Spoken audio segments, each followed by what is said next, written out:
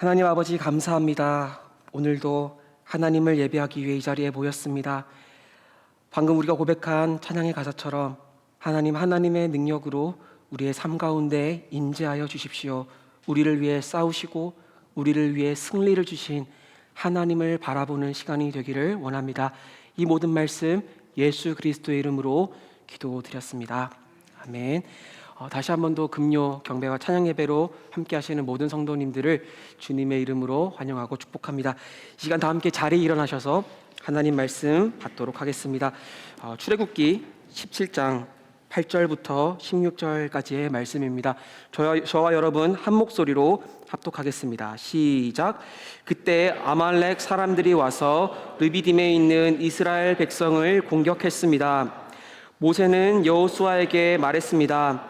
우리들 가운데 얼마를 선발해 나가서 싸워라. 나는 내일 하나님의 지팡이를 손에 들고 언덕 꼭대기에 서 있겠다. 그리하여 여호수아는 모세의 명령대로 아말렉 사람들과 싸웠습니다. 모세와 아론과 훌은 언덕 꼭대기로 갔습니다. 그런데 모세가 손을 높이 들고 있는 동안은 이스라엘이 이기고 모세가 손을 내리면 아말렉이 이기는 것이었습니다. 그러다가 모세의 손이 피곤해지자 아론과 훌은 돌을 가져다가 모세의 아래에 두고 그를 앉게 했습니다. 그러고는 아론과 훌 가운데 한 사람은 이쪽에서 한 사람은 저쪽에서 모세의 손을 들어주어 해 질 때까지 그의 손이 그대로 있도록 했습니다. 이렇게 해서 여호수아는 아말렉과 그 백성들을 칼로 무찔렀습니다. 그때 여호와께서 모세에게 말씀하셨습니다. 이것을 책에 써서 기념이 되게 하고 여호수아로 하여금 듣게 하여라. 내가 하늘 아래에서 아말렉에 대한 기억을 모조리 없애버릴 것이다. 모세가 제단을 쌓고 여호와 니시라고 부르며 말했습니다. 여호와께서 대대로 아말렉을 대적해 싸우시겠다고 맹세하셨다. 아멘. 기도하겠습니다. 하나님 아버지, 이 시간 우리가 하나님 말씀 앞에 섭니다. 진리의 영이신 성령 하나님께서 우리를 모든 진리 가운데로 인도하여 주십시오. 또한 이 본문을 통하여 우리에게 승리를 주신 여호와 니시 하나님을 경험하는 시간이 될 수 있게 하여 주십시오. 이 모든 말씀 우리에게 승리를 주신 예수 그리스도의 이름으로 기도드립니다. 아멘. 자리에 앉으셔도 좋습니다.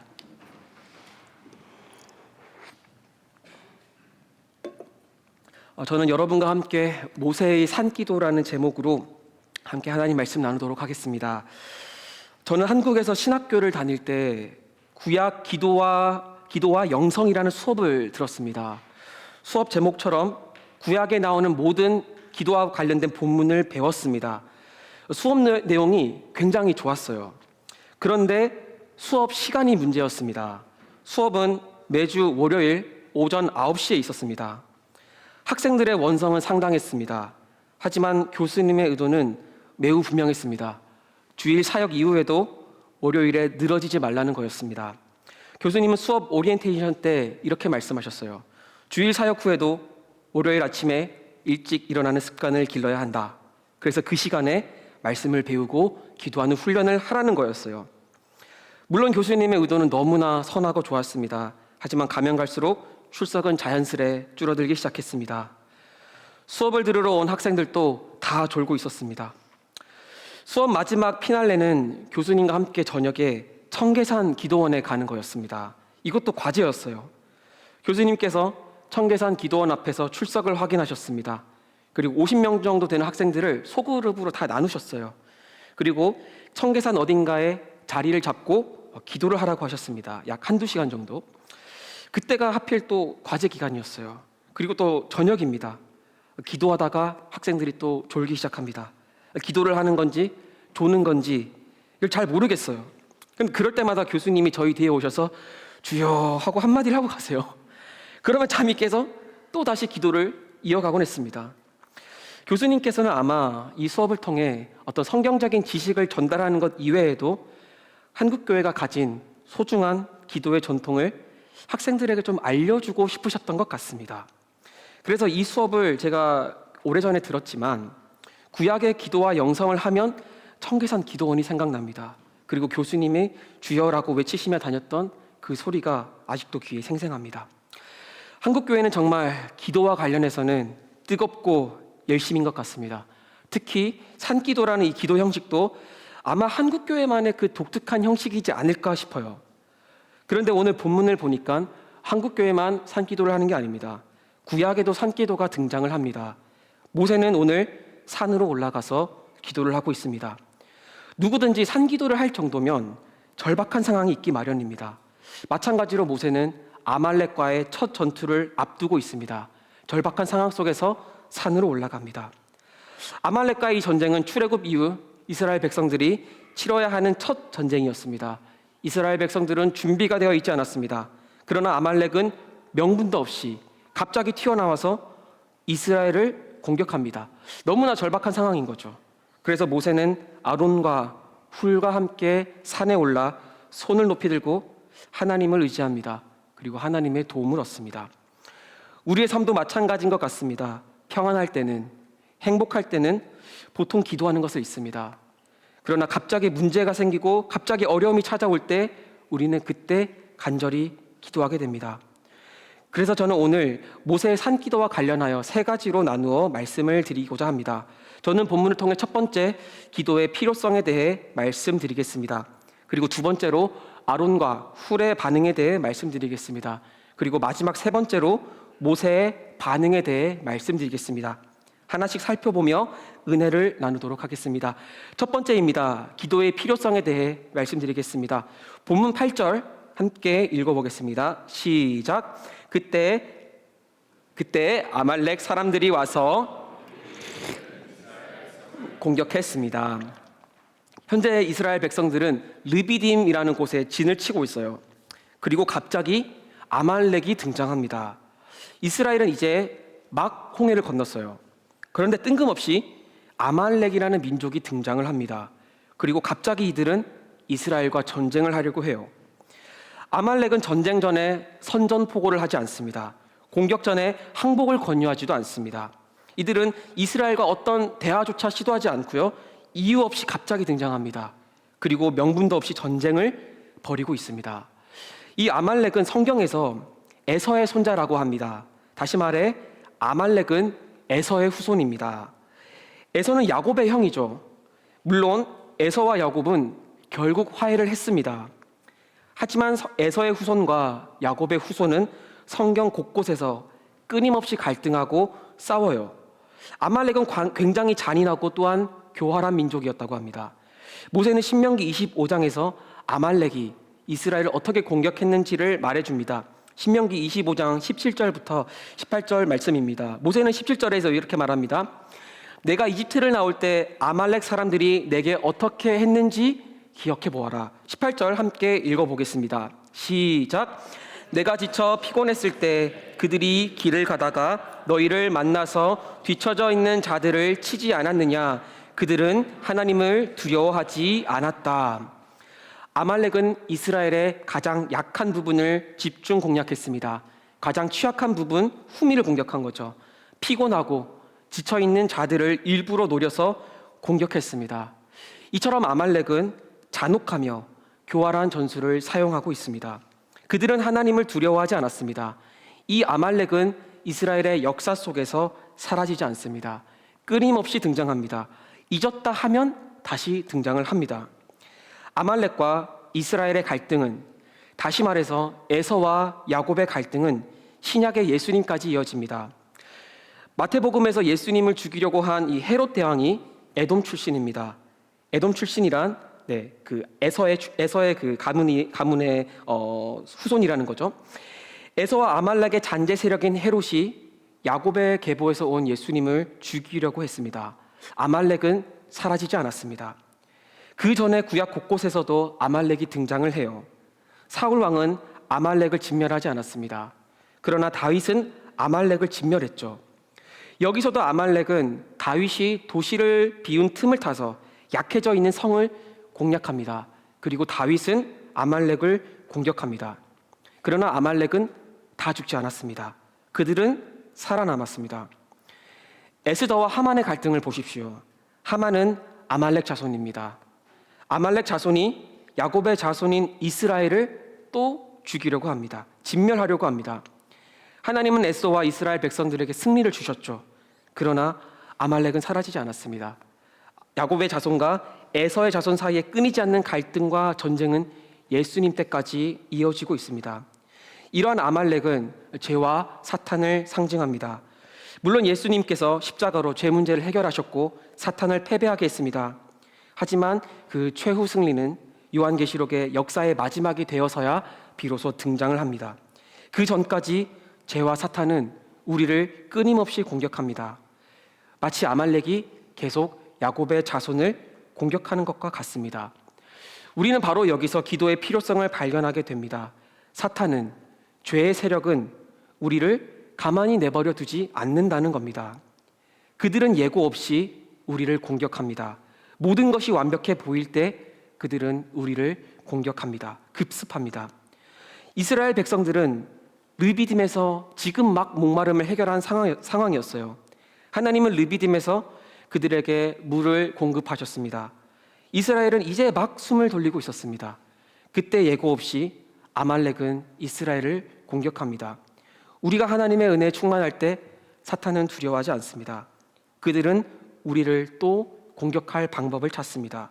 그들은 우리의 연약한 부분이 무엇인지 잘 알고 있고 그것을 찾아서 그것을 공략합니다. 그래서 우리가 아말렉을 무찌른다 해도 그들은 다시 우리를 찾아옵니다. 아말렉이 이스라엘 행렬에서 가장 연약한 끝부분을 공격하는 것처럼 그들은 우리의 연약한 부분을 또 집중 공략합니다. 이스라엘이 아말렉을 무찔렀지만 그들은 또 다시 찾아왔어요. 그들은 이유 없이 우리에게 어려움을 줍니다. 그리고 우리를 공격합니다. 그래서 우리는 기도를 멈출 수가 없습니다. 아직 모든 영적인 공격이 사라지지 않았기 때문입니다. 우리가 이 땅에서 살고 있기 때문입니다. 우리는 도대체 왜 하나님은 죄의 모든 세력들을 다 도말하고 우리의 연약함을 다 온전케 하지 않았는가라고 질문할 수 있습니다. 왜 이 역사의 마지막 때까지 사탄의 세력을 그냥 가만히 내버려 두시는가라고 질문할 수 있습니다. 하지만 인간이 이 땅을 살아갈 때 만약 모든 것이 완전하다면 우리가 사는 이 세상은 그리 아름답지만은 않을 겁니다.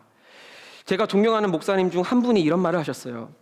등 따시고 배부르면 인간은 죄밖에 짓지 않는다. 하나님은 왜 사탄의 공격을 허용하실까요? 또 왜 우리에게 부족한가, 연약함을 경험하게 하실까요? 그렇지 않으면 우리는 하나님을 찾지 않기 때문입니다. 이스라엘 백성들은 하나님의 선택받은 백성들조차 모든 것이 완벽할 때, 평화로울 때 그들은 하나님을 찾지 않았습니다. 그래서 하나님은 아말렉 민족뿐만 아니라 가나안 7 족속을 다 쫓아내지 않았습니다. 일부러 이스라엘 백성들과 공존시킵니다. 이를 통해 하나님을 의지하는 것을 배우기 위함입니다. 일부러 하나님은 하나님을 의지할 수밖에 없는 이 상황을 허락하신 겁니다. 만약 이 세상에 어떤 어려움도 없다면, 모든 것이 완벽하다면 반대로 이 땅은 문제투성이가 되고 말 것입니다. C.S. 루이스는 더 그레이트 디볼스라는 책에서 이렇게 말합니다. 이 책은 천국과 지옥의 이혼이라고도 번역되었습니다. 이 책에서 루이스는 지옥의 문제점에 대해 이렇게 말했습니다. 문제는 지옥에 사는 그들에게 필요라는 것이 전혀 없다는 것입니다. 루이스는 비유적으로 지옥에 사는 사람들은 필요라는 것이 없다고 해요. 그들은 필요한 모든 것을 얻었지만 진짜의 것, 곧 하나님을 얻지 못했다고 지적합니다. 이 세상도 마찬가지인 것 같습니다. 서로 부족한 것이 있기 때문에 공동체가 형성될 수 있습니다. 내 힘으로 모든 것을 해결할 수 없습니다. 그래서 사회 구성원 간에 약속이 있고 서로를 의지할 수 있게 됩니다. 그래서 우리는 일정 수준의 겸손함도 가능하게 됩니다. 왜냐하면 서로가 서로를 필요로 하기 때문입니다. 그러나 우리가 살고 있는 이 세상에 그 어떤 필요도 없어지게 된다면 공동체가 딱히 필요 없어지게 됩니다. 사람은 최소한의 의존과 겸손을 배울 수 없습니다. 그리고 궁극적으로 우리는 하나님을 찾지 않게 됩니다. 햇빛만 비치는 곳은 사막이 됩니다. 비가 내려야 사람이 살 수 있습니다. 인간은 모든 것이 완전하며 모든 것이 갖춰진 세상을 잘 누릴 수 있을 만큼 그렇게 괜찮은 존재들이 아닙니다. 등이 따시고 배부르면 인간은 죄를 짓습니다. 행복할 때는 행복에 겨워서 하나님이 필요하다는 생각조차 할 수 없습니다. 그것이 인간입니다. 하나님은 왜 아말렉을 허용하실까요? 왜 하나님은 우리에게 이유 없는 고난을, 명분 없는 공격을 끊임없이 받게 하시고 허락하실까요? 왜 우리는 잊을만 하면 다시 힘들어질까요? 왜 나의 약점과 쓴뿌리들은 계속 올라와서 나를 힘들게 할까요? 필요와 결핍이 없는 세상 속에서 사람들은 하나님을 찾지 않기 때문입니다. 인간은 모든 것이 완전한 이 세상을 누릴 수 있을 만큼 그리 괜찮은 존재들이 아닙니다. 우리는 결핍과 필요가 있는 이 세상 속에서 내가 누구인지를 깨닫게 됩니다. 나는 한계가 있는 존재라는 겁니다. 그리고 그때 나는 하나님께 엎드리며 살아갈 수밖에 없는 존재인 것을 인정하게 됩니다. 우리는 이 땅에서 살아갈 때 부족과 결핍과 필요를 통해 하나님을 의존하는 것을 배웁니다. 그게 바로 기도할 수밖에 없는 이유, 기도의 필요성입니다. 두 번째로 넘어가 보겠습니다. 아론과 훌의 반응을 살펴보겠습니다. 본문 9절을 함께 읽어보겠습니다. 시작. 모세는 여호수아에게 말했습니다.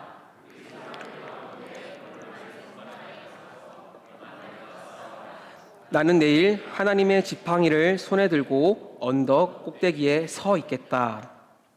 모세는 여호수아에게 사람을 골라서 이제 아말렉과 전투를 하라고 합니다. 아말렉과의 전투는 출애굽 이후 첫 전투입니다. 이스라엘은 군사훈련도 제대로 받지 않았습니다. 그래서 모세는 여호수아에게 그래도 그 중에서 싸울 만한 남자들을 선별해서 싸우라고 합니다. 지금까지 하나님은 이스라엘을 대신해서 싸워주셨습니다. 하나님은 바로와 이집트 군대와 싸워 이기셨습니다. 그러나 이제 이스라엘은 가나안 전복 전쟁을 앞두고 실제 싸우는 법을 배워야 합니다. 물론 오늘 본문에서 실제 전쟁 기록은 거의 나오지 않습니다. 기도가 훨씬 중요합니다. 물론 기도와 어떤 실제적인 행동의 균형이 필요하겠지만 그러나 기도가 훨씬 더 중요하다는 겁니다. 어쨌든 모세는 이제 하나님의 지팡이를 손에 들고 언덕 꼭대기에 서 있겠다고 말을 하고 있어요. 그리고 본문 10절에서 여호수아는 모세의 명령대로 아말렉 사람들과 싸웁니다. 그리고 모세는 아론과 훌을 데리고 언덕 꼭대기로 산으로 올라갑니다. 모세는 분명히 혼자 가겠다고 했는데 아론과 훌이 자기도 가겠다고 나선 것인지 아니면 모세가 같이 가달라고 한 건지는 잘 모르겠어요. 어쨌든 혼자보다 3명이 올라갔으니 이 전쟁이 정말 중요하긴 했던 것 같습니다. 첫 전투이니 더욱 기도할 필요성을 느낀 것 같아요. 그래서 본문 11절은 이렇게 말을 합니다. 본문 11절 제가 읽어드리겠습니다. 그런데 모세가 손을 높이 들고 있는 동안은 이스라엘이 이기고 모세가 손을 내리면 아말렉이 이기는 것이었습니다. 모세는 지금 한 손으로 지팡이를 들고 한 손은 또 이렇게 높이 들고 있어요. 왜냐하면 여기서 이 손은 단수이기 때문입니다. 그래서 모세는 한 손으로 지팡이를 들고 한 손을 이렇게 높이고 있어요. 이 그림은 바로 홍해 앞에서 모세가 취한 행동입니다. 한 손으로는 지팡이를 들고 한 손은 바다를 향해 폈습니다. 그것처럼 모세는 지금 한 손으로 지팡이를 들고 한 손은 하나님을 향해 하늘 높이 들고 있습니다. 그런데 이렇게 손을 들고 있으면 신기하게 이스라엘이 이깁니다. 그런데 반대로 모세가 손을 내리면 아말렉이 이겨요. 그러면 자연스럽게 우리의 초점은 모세의 손에 오게 됩니다. 모세가 손을 올렸는가, 손을 올리지 않았는가의 우리의 하이라이트가 됩니다. 모세의 손이 굉장히 중요해진다는 거죠. 그러자 아론과 훌의 반응이 본문 12절에 나타납니다. 함께 읽어보겠습니다. 시작. 그러다가 모세의 손이 피곤해지자 아론과 훌은 돌을 가져다가 모세 아래에 두고 그를 앉게 했습니다. 그러고는 아론과 훌 가운데 한 사람은 이쪽에서 한 사람은 저쪽에서 모세의 손을 들어주어 해 질 때까지 그의 손이 그대로 있도록 했습니다. 본문은 이 모세의 손이 아니라 모세의 손들이 피곤해졌다고 말을 해요. 그러니까 모세는 아마 손을 바꿔가면서 손을 들었을 겁니다. 한 손으로 지팡이를 들고 한 손은 이렇게 하늘 위로 들었다가 피곤해지면 위치를 바꿔서 다시 이렇게 했던 거예요. 그러다가 이제 모세는 두 손이 다 피곤해졌습니다. 저는 여기서 이 피곤해지다라는 단어를 조금 더 깊게 살펴보고자 합니다.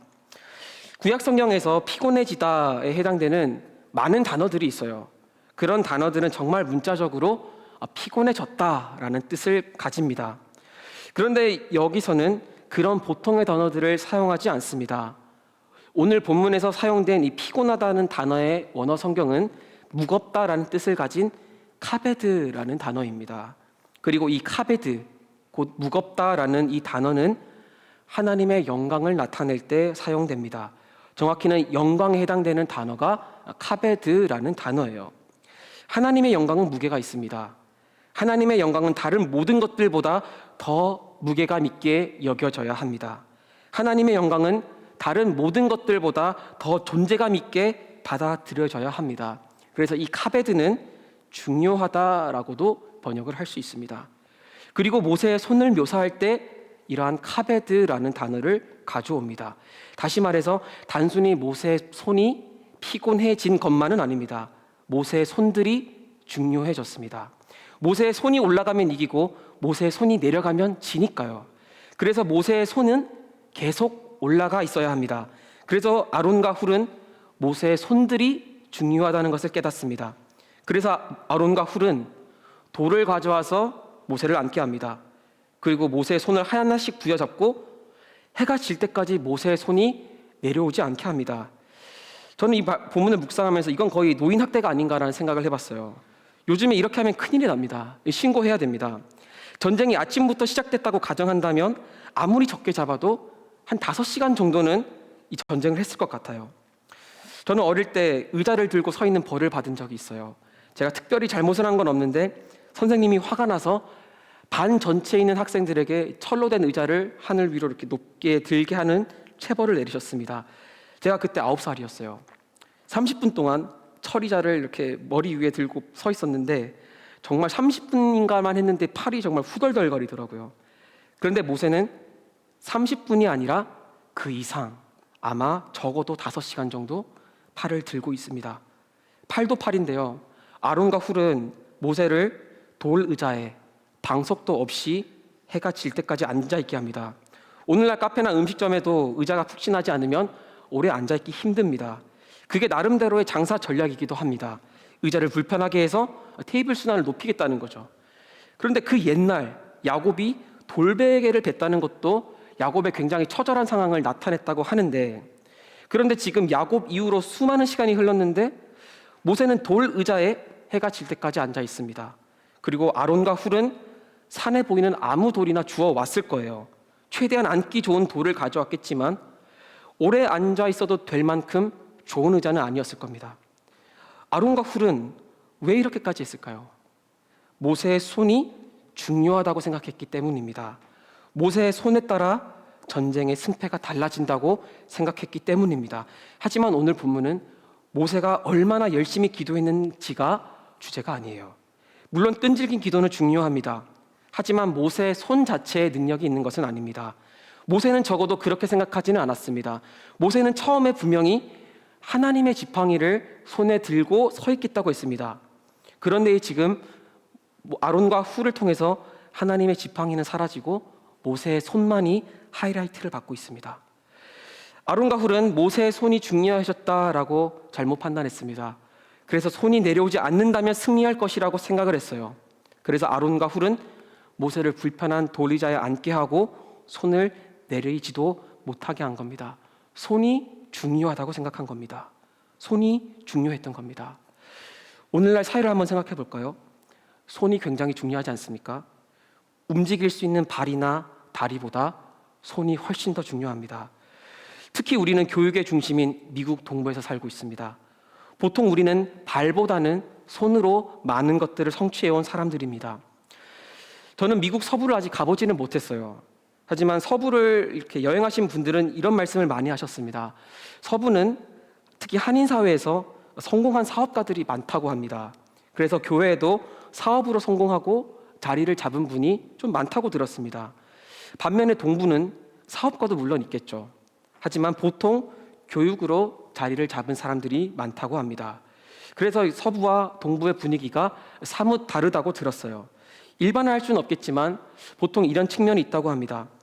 사업에서는 손보다는 발이 조금 더 중요할 것 같습니다.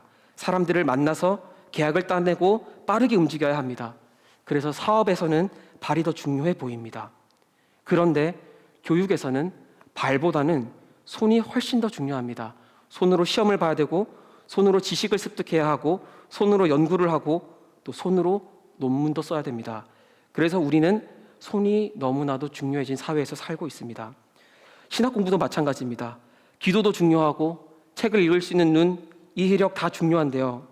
결국 결과물인 논문이나 글을 쓰게 해줄 수 있는 손이 정말 중요합니다. 특히 저는 오른손잡이에요. 오른손을 다친다면 제가 할 수 있는 일은 굉장히 제한되고 맙니다. 이처럼 우리는 손이 굉장히 중요해진 사회에서 살고 있습니다. 손은 인간으로 하여금 내가 원하는 것을 붙잡게 하고 성취할 수 있도록 도와줍니다. 하나님은 인간에게 손을 주었기 때문에 인간은 손으로 음악을, 문화를, 철학을, 과학을, 의학을 발달시킬 수 있었습니다. 그래서 인간의 손은 멈추지 않습니다. 인간의 손은 뭔가를 만들고 붙잡고 성취하게 합니다. 나의 손이 활동하고 있으면 당연히 생산성이 높아지겠죠. 내가 손으로 일을 놓고 있으면 당연히 생산성은 떨어집니다. 손으로 공부를 하면 좋은 성적을 받습니다. 그러나 손으로 핸드폰을 하고 있으면 성적이 떨어집니다. 이런 상식적인 원리를 기도에 곧바로 적용하기에는 조금 무리가 있어 보입니다. 왜냐하면 그렇게 되면은 모세의 손이 중요해진 것처럼 나의 기도가 중요해지기 때문입니다. 내 손이 중요해집니다. 우리는 은연중에 우리의 손으로, 우리의 기도로 하나님을 움직일 수 있다고 생각하게 됩니다. 기도를 통해 나의 한계를 경험하고 하나님을 의지하는 것을 배우지 못하게 됩니다. 오히려 내 기도를 통해 세상을 움직일 수 있다는 생각을 하게 됩니다. 우리는 손을 중요하게 생각하는 사회 속에서 살고 있습니다. 손은 내가 할 수 있다. 내가 원하는 것을 성취하며 붙잡으며 살 수 있다. 내가 내 인생을 컨트롤할 수 있다라는 것을 상징합니다. 이러한 이해를 기도에 적용하기는 어렵습니다. 그렇게 되면 내가 열심히 기도했고 내가 간절히 기도했다는 것이 하나님의 뜻보다 더 상위 개념이 되어버리고 말기 때문입니다. 이것이 아론과 훌의 실수였습니다. 모세의 손이 중요한 것이 아닙니다. 우리의 손도 중요한 것이 아닙니다. 그 손을 통해 하나님의 능력을 우리는 바라볼 수 있어야 됩니다. 마지막 세 번째입니다. 모세의 반응을 살펴보도록 하겠습니다. 본문 12절을 한 번 더 읽어보겠습니다. 시작. 그러다가 모세의 손이 피곤해지자 모세 아래에 두고 그를 앉게 했습니다.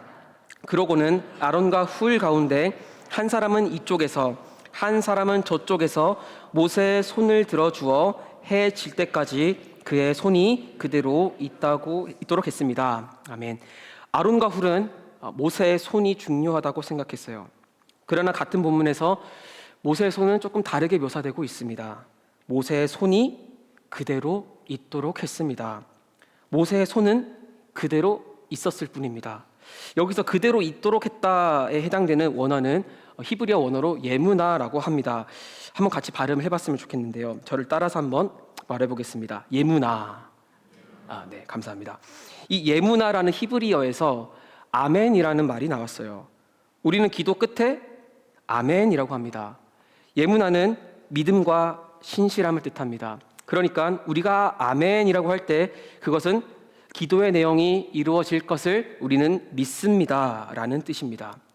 동시에 이 예문화는 버틴다라는 뜻도 있어요. 보십시오. 모세의 손이 그대로 있었습니다. 모세의 손은 그 상황을 버텨냈습니다. 손이 아프고 내리고 싶었을 거예요. 그러나 모세는 버텨냈습니다. 그래서 믿음을 이렇게 정의해 볼 수 있습니다. 믿음이란 많은 정의를 가지겠지만 그러나 적어도 오늘 본문을 통해서 믿음의 정의는 이렇게 내려볼 수 있겠습니다. 믿음은 버티는 겁니다. 모세의 손이 예문화하였다. 모세의 손은 버텨냈습니다. 그래서 믿음은 버텨내는 겁니다. 우리의 손은, 우리의 기도는 이 상황을 버텨내게 합니다. 우리가 극한의 상황 속에 있을 때, 극한 고통과 절실한 도움 가운데 있을 때 우리의 믿음은 수축될 때가 많아요. 두려워지고 그때 우리의 손은 그리 강하게 느껴지지 않습니다. 약하게 느껴집니다. 오히려 고통과 어려움 속에서 기도할 때 우리는 그 상황을 그냥 버텨내고 있을 때가 많습니다.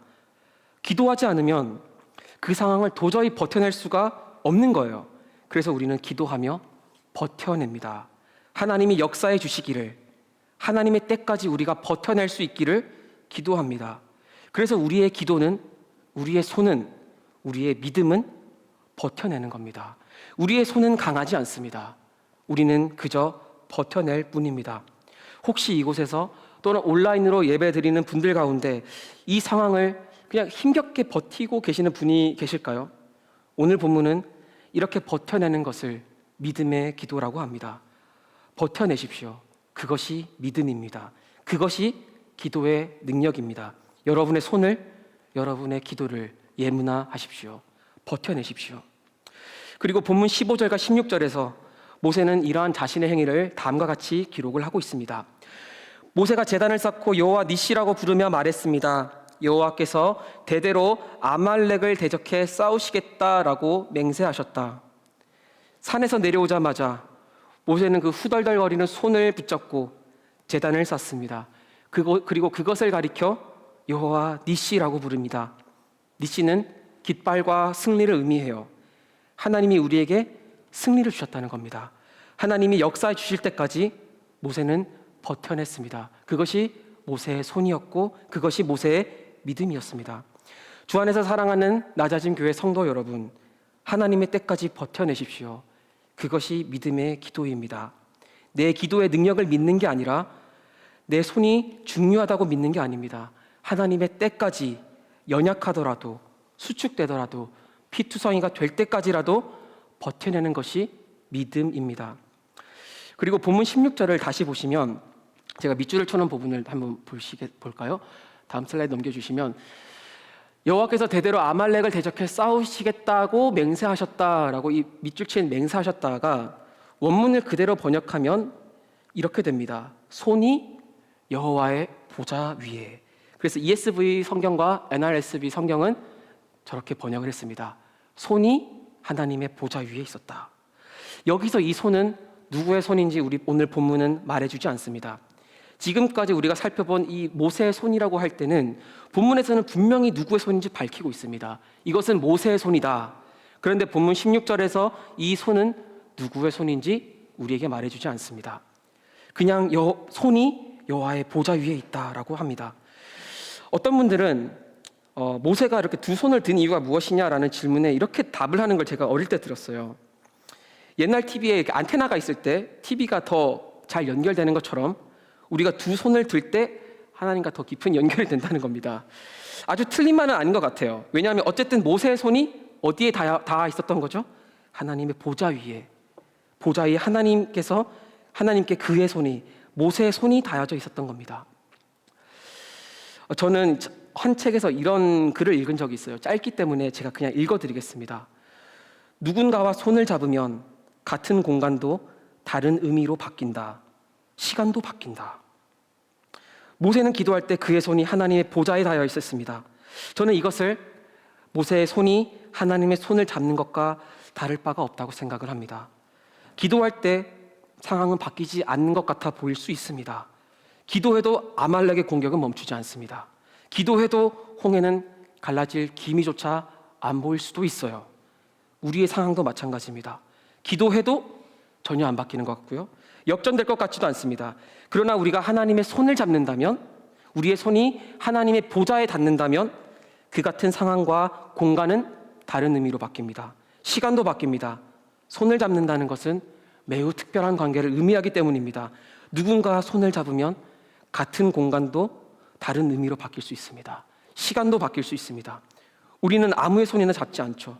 그러나 같은 공간이라도 누구의 손을 잡느냐에 따라 그 공간과 그 시간은 다른 경험으로 우리에게 해석됩니다. 마찬가지입니다. 우리의 기도는 하나님의 보좌에 손을 대고 하나님의 손을 잡는 것입니다. 이 기도는 굉장히 특별한 관계를 의미합니다.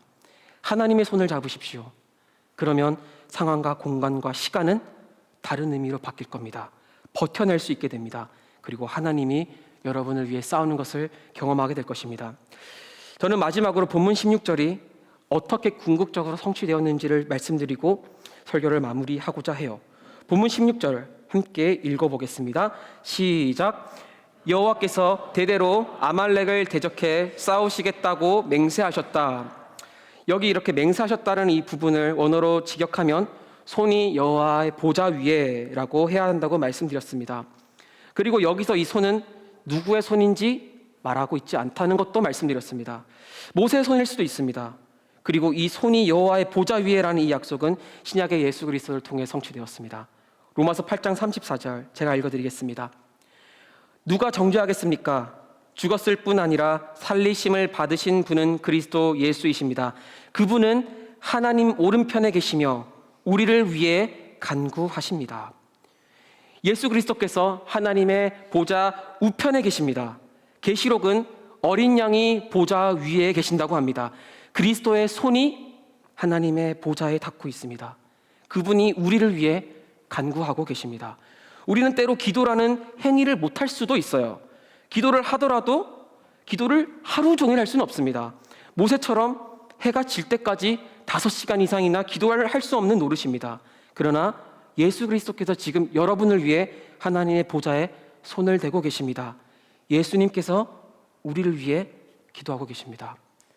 모세는 아론과 훌의 도움으로 손을 버틸 수 있었습니다. 그러나 예수 그리스도께서는 골고다 언덕 위에서 그 누구의 도움 없이 오직 못과 나무에 의지하여서 두 손을 높이 들고 버티고 있었습니다. 언제까지요? 어두워질 때까지. 모세는 해가 질 때까지 손을 들고 있었습니다. 물론 예수님은 해가 질 때까지 손을 들고 있는 건 아니었어요. 그러나 해가 가리워지고 어두워지기 전까지 예수 그리스도의 그 손은 버티고 있었습니다. 이와 같은 하나님의 열심을 보십시오. 예수 그리스도의 예문화를 보십시오. 그리스도의 버팀과 그리스도의 신실함을 보십시오. 예수 그리스도께서는 왜 이렇게 버티셨을까요? 왜 죽기까지 예문화하셨을까요? 왜 신실하셨을까요? 아말렉이라는 죄와 사탄의 세력을 멸하기 위해서입니다. 우리를 향한 하나님의 열심을 보십시오. 지금까지 여러분을 위해 하나님의 보좌에 손을 대고 계시는 그리스도의 손을 바라보십시오. 내가 기도할 수 없을 때에도, 내가 그리 신실하게 기도하지 못할 때에도, 힘겹게 그냥 버티고 있는 그 순간에서도 우리를 위해 예문화하고 계시는, 신실하게 버티고 계시는 그리스도를 바라보십시오. 그분은 우리와 함께 버티고 계십니다. 우리와 함께 우리를 위해 버티고 계시는 그리스도의 손을 바라봅시다. 그리스도께서 또한 여러분을 향해 자신의 손을 펼치십니다. 그리스도께서는 아무도 내게 가까이 오는 것을 막지 말라, 금하지 말라고 하셨습니다. 기도를 통해 예수님의 손을 잡읍시다. 기도를 통해 하나님의 보좌에 손을 댑시다. 그러면 삽니다. 우리를 위해 우리와 함께 버티시는 그리스도의 손을 잡으십시오. 보좌 위에 여러분의 손을 대십시오. 그러면 살게 됩니다. 그러면 하나님의 능력을 경험하게 됩니다. 이 시간 함께 들은 말씀을 기억하며 함께 찬양했으면 좋겠습니다.